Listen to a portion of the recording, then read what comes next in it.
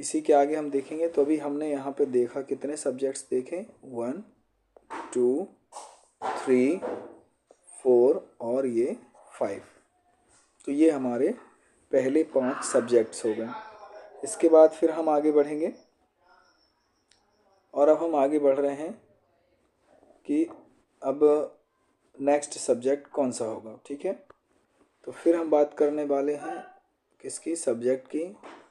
तो सब्जेक्ट हमने देखा कि सब्जेक्ट जो है आई यू वी दे और उसके साथ हमने प्लूरल फॉर्म देखा, ये हमारे सब्जेक्ट्स हैं। इसके बाद हम देखेंगे कि एक और सेट है, वो है ही यानी वह।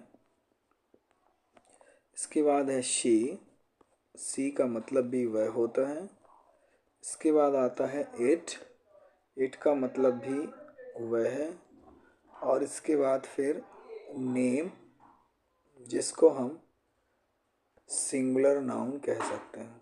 जैसे इधर प्लूरल नाउन था, उसी तरह से हम इसको सिंगुलर नाउन कह सकते हैं। तो ये हमारा दूसरा पार्ट हो गया सब्जेक्ट का। पहला पार्ट 1 2 3 4 और 5। पहले पार्ट में हमारे 5 सब्जेक्ट हैं और दूसरे पार्ट में हमारे पास 4 सब्जेक्ट हैं। तो यहाँ पे देखेंगे कि ही का मतलब भी क्या है, वह है। लेकिन यह जो होता है ये पुल्लिंग के लिए इस्तेमाल किया जाता है और यह जो है स्त्रीलिंग के लिए इस्तेमाल किया जाता है। यानी हम देखें कि जब यहाँ पे हम देखेंगे कि यदि कोई स्त्री है और हम उसको वह कहना चाहते हैं कि वह, तो वहाँ पे हमें जो है किसका इस्तेमाल करना पड़ेगा, शी का इस्तेमाल करना पड़ेगा। यानी स्त्री के लिए हमें शी का इस्तेमाल करना पड़ेगा। ऐसे ही इट मतलब वह है, तो यह जो है निर्जीव वस्तु के लिए यूज़ किया जाता है। और नेम जो है किसी भी व्यक्ति वस्तु का नाम हो सकता है।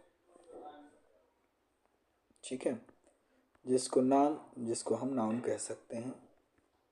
तो इस तरह से हम देखेंगे कि जब हम एक सेंटेंस बनाते हैं तो सेंटेंस में पहले हमें सब्जेक्ट की आवश्यकता पड़ती है और मोस्टली यही वो सब्जेक्ट्स होते हैं। कुछ और सब्जेक्ट्स होते हैं जिनके बारे में हम आगे बात कर रहे हैं।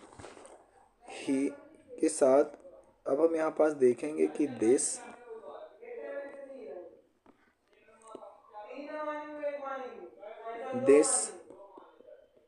दैट, ये भी सब्जेक्ट का काम करते हैं। वही प्लूरल फॉर्म में हम देखेंगे तो दीज और दोज, ये भी सब्जेक्ट का काम करते हैं। तो दिस मीन्स होता है यह और दैट मीन्स होता है वो। दीज मीन्स होते हैं ये और दोज मीन्स होता है वे। ठीक है, ये जो यूज़ होते हैं ये सिंगुलर के लिए यूज़ होते हैं। जब कोई सिंगुलर सब्जेक्ट्स हों तब यहाँ पे इस्तेमाल किया जाता है। और ये प्लूरल जो है, प्लूरल सब्जेक्ट्स के लिए दीज और दोज का यूज़ किया जाता है। इसमें हम ऊपर देखेंगे कि दिस, यह मतलब जब कोई चीज़ पास में हो तब इस्तेमाल की जाती है। इसी तरह से दीज भी जो है जब कोई चीज़ पास में हो और एक से अधिक हो तब यूज़ की जाती है। जबकि यहाँ पे दैट का यूज़ जो है दूर की सिंगुलर चीज़ों के लिए इस्तेमाल किया जाता है और दोज का यूज़ जो है दूर की प्लूरल चीज़ों के लिए इस्तेमाल किया जाता है। तो इस तरह से हमने देखा कि ये सारे हमारे क्या हैं, सब्जेक्ट्स हैं। इसके बाद हमें ये भी देखना पड़ेगा कि सब्जेक्ट्स के लिए हम कुछ ऐसे प्रोनाउंस का भी यूज़ करते हैं जैसे माय और इसके साथ कोई नाम आ जाए, जैसे माय फादर। ओके, तो इस तरह से ये भी क्या है, सब्जेक्ट का ही काम करेंगे। जैसे योर और यहाँ पे हमने मदर लिख दिया, तो ये भी क्या है, सब्जेक्ट का काम करते हैं। ये दोनों मिलकर के सब्जेक्ट का काम करेंगे। तो ऐसे कुछ हमारे प्रोनाउंस हैं जैसे माय, योर, अवर। माय मतलब मेरा, या मेरी या मेरे। योर मतलब तुम्हारा या तुम्हारी या तुम्हारे। अवर मीन्स हमारा या हमारी या हमारे। इसके बाद फिर हम देखेंगे देयर। देयर मीन्स होता है उनका या उनकी या फिर उनके। जैसे उनके पिता तो देयर फादर, हमारे पिता आवर फादर, तुम्हारे पिता योर फादर और मेरे पिता माय फादर। ठीक इसी तरह से हिज, हिज यानी उसका, ये किसी पुल्लिंग के लिए इस्तेमाल किया जाता है। फिर इसके बाद हम बात करते हैं हर। इसका भी मतलब होता है उसका।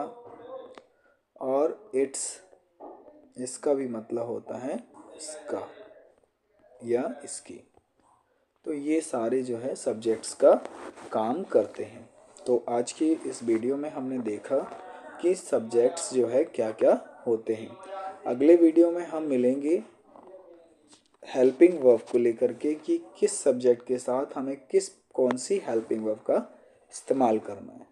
तो सारे वीडियोस को एक एक करके आप देखते जाइए। अगर आपने इसके पहले वाला वीडियो नहीं देखा है तो प्लीज़ हमारे इसी चैनल से पहले वीडियो देखिए और सीरियल से आप वीडियोस देखते जाएंगे तो ग्रामर आपको बहुत सरल तरीके से आपको समझ में आ जाएगी। वीडियो अच्छा लगा हो तो शेयर करिए, लाइक करिए और कहीं कोई नई चीज़ है आप बताना चाहते हैं या फिर कुछ पूछना चाहते हैं तो उसके लिए आप कमेंट कर सकते हैं। थैंक यू सो मच हमारे इस चैनल से जुड़ने के लिए। प्लीज़ वीडियो अच्छा लगे तो सपोर्ट ज़रूर करिए और ज़्यादा से ज़्यादा सब्सक्राइब करवाइए लोगों से। Thank you so much. और स्टूडेंट्स को ये वीडियो ज़रूर भेजिए ताकि उनको ये ग्रामर सीखने में मदद मिले। Thank you.